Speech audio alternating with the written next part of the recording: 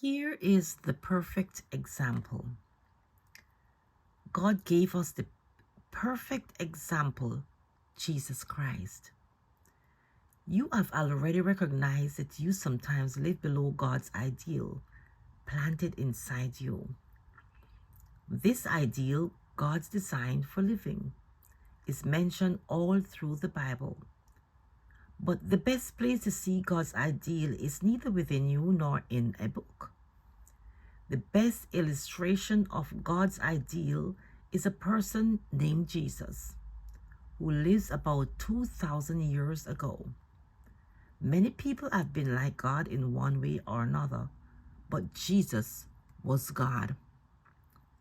God has always tried to get through to human beings through the natural world, through our conscience, and through the great prophets of old. But in Jesus, God himself become human being, just like you and me. Jesus is both God and human at the same time. He is the only person who lives up to the inner ideal. God the Spirit, Jesus human, God who manifests himself in flesh as a spirit, come to us as a babe and dwell among us. Even though Jesus perfectly embodied God's ideal by human being, he was hated by many. Seeing God's perfect ideal in real life produced hostility in some people, and they eventually put Jesus to death. He died and was buried like you, like any other man or woman. But 3 days later, Jesus rise.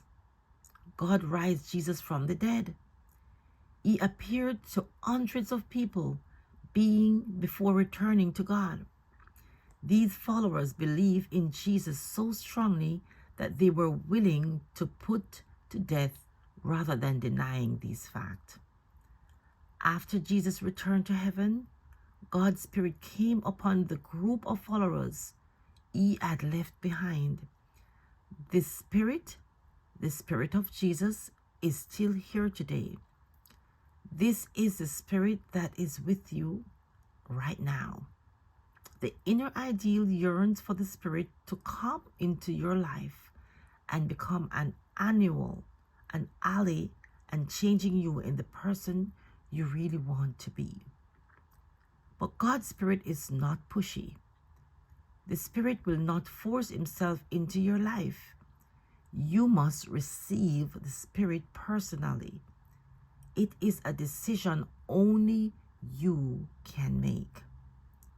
Are you ready to beginning a new relationship with God through the Spirit?